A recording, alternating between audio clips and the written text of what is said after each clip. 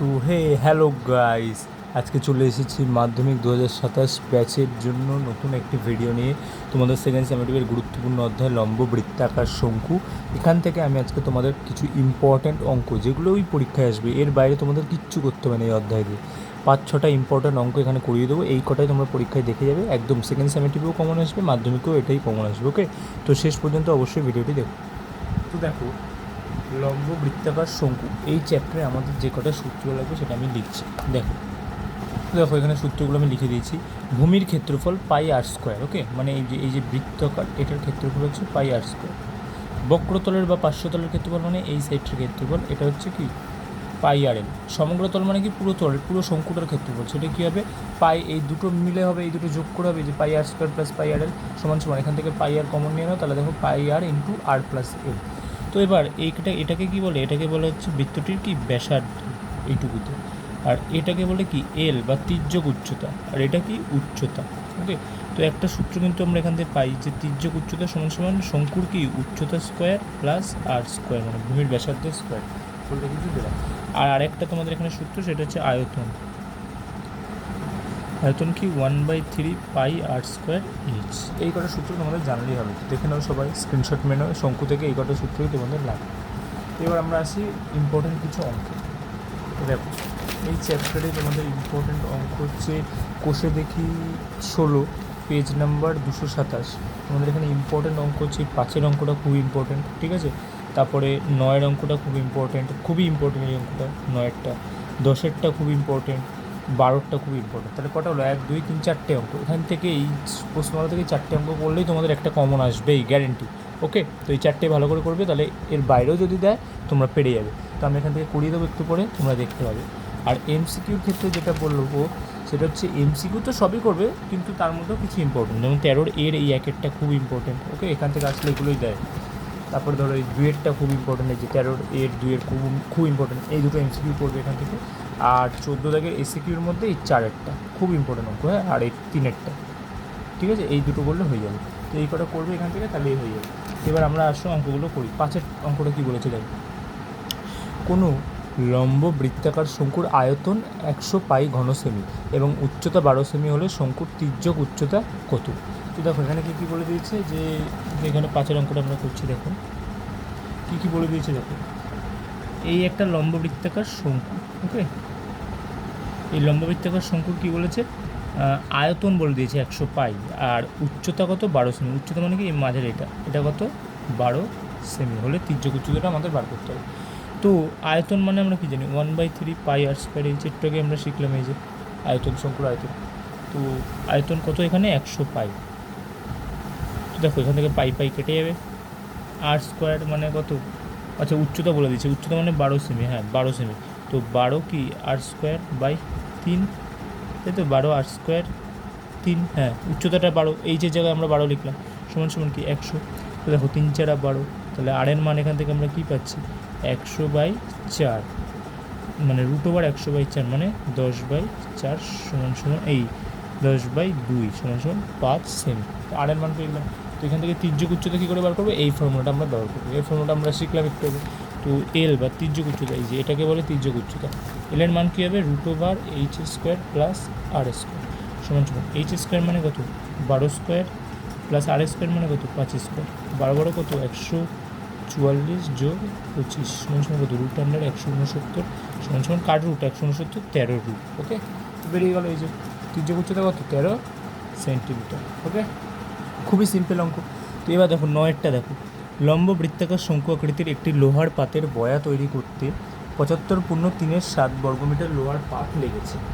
বয়াটির তির্যক উচ্চতা যদি 5 মিটার হয়, তবে বয়াটিতে কত বায়ু আছে। আচ্ছা, এই কথাটা দেখো, বয়াটিতে কত বায়ু আছে মানে এখানে আয়তন। ওকে, বয়াটির উচ্চতা কত সব হিসাব করতে হবে আমাদের, আর এই বয়াটির চারপাশে রং করতে প্রতি বর্গমিটার এত টাকা হিসাবে কত টাকা পড়বে। ওকে, তো দেখো আগে একটা জিনিস খেয়াল করে দেখবে তোমরা, এখানে তোমাদের সকলেই গুলিয়ে যায় যে কোনটা আয়তন কোনটা ক্ষেত্রফল বোঝা যায় না।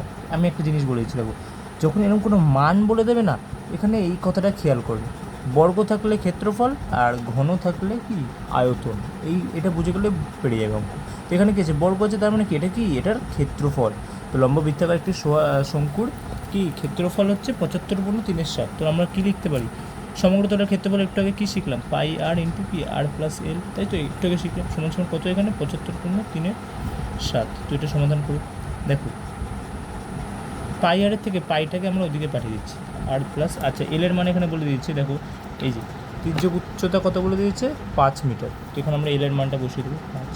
দেখো পাই যদি এদিকে ওঠে, আচ্ছা আগে এটা করে নাও, কত হচ্ছে এটা, দেখো গুণ করে নাও সাইডে রাফে, 535 5 তোমার 3 শেষ সাথে 49, 535 5 তোমার 3 শেষ সাথে 49 আর 3 52, 52 রাইট, 52 আর 3 যোগ করতে হবে, তাই তো উপরটা কত হচ্ছে তাহলে 500 কি 28, 528 রাইট, 528 বাই কি 528 উপরে হচ্ছে আর নিচে কত হচ্ছে 7, আর পাইটাকে এদিকে পাঠিয়ে দিলে 22/7, এদিকে আসলে কী হবে 7/22, উল্টে যাবে, 7 কেটে গেল।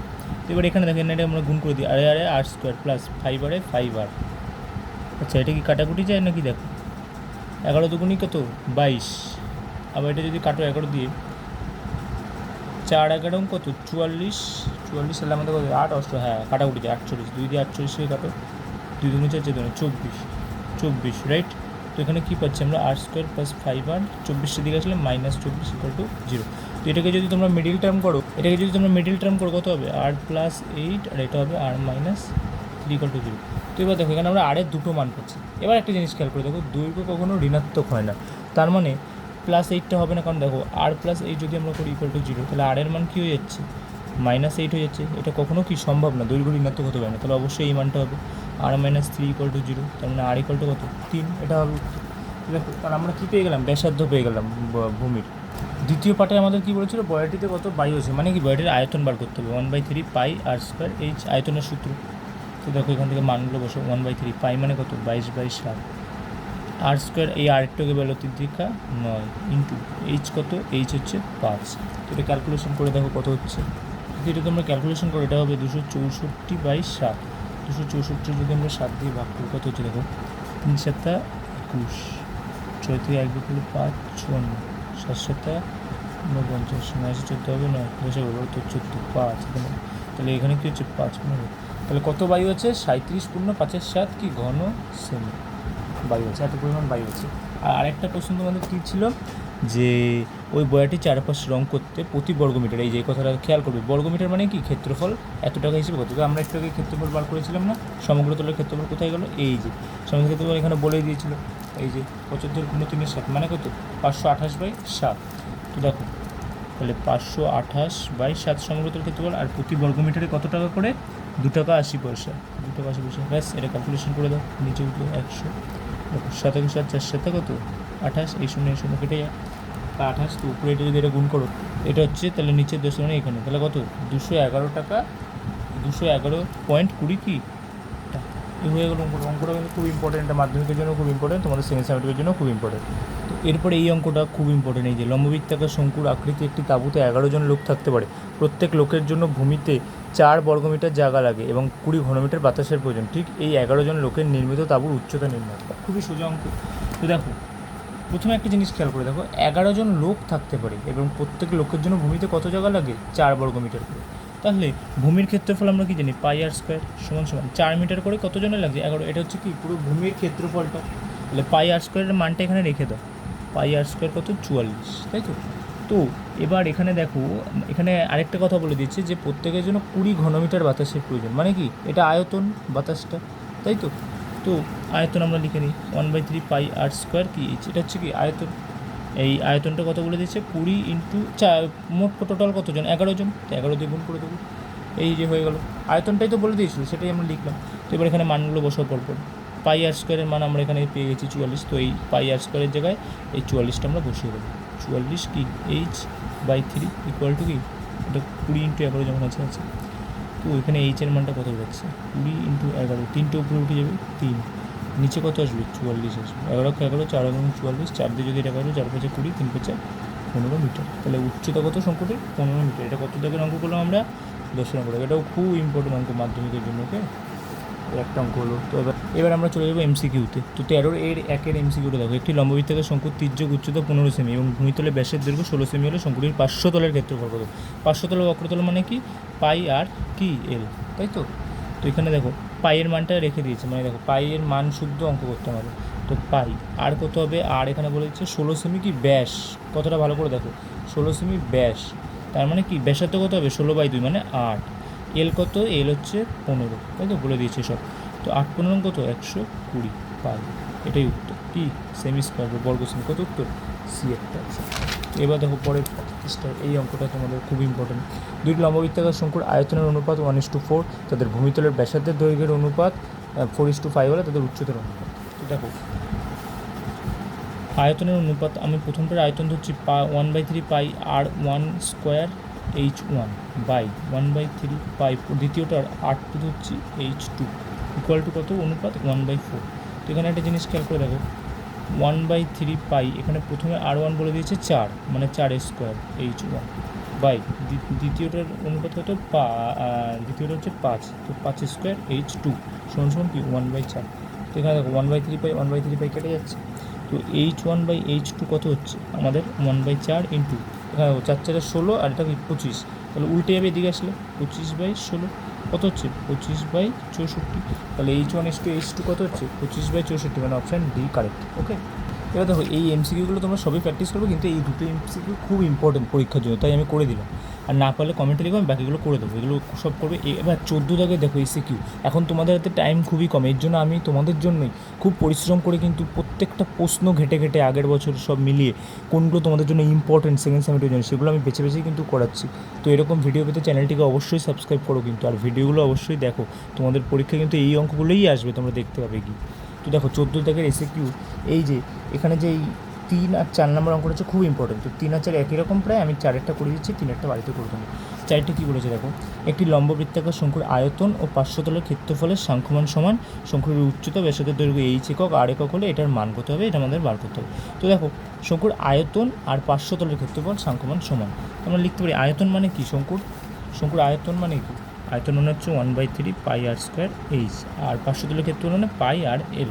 তো এখান থেকে দেখো পাই পাই কেটে যাচ্ছে, এখান থেকে 8টা কেটে যাচ্ছে, এখান থেকে কি স্কোয়ার থেকে একটা 8 থাকছে, উপরে কী থাকছে? h/3, আর এখানে কি থাকছে? এল।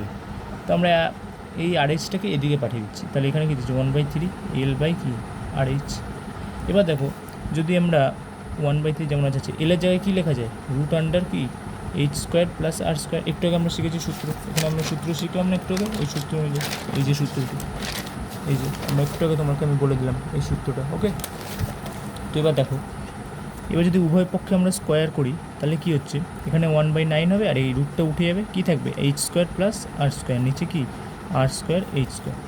দেখো এটাকে আমি এদিকে লিখছি, তো এখানে দেখো এই যোগটা আমি এইভাবে লিখতে পারি, তো h² h² plus r² h², লিখতে পারি তো এরকমভাবে।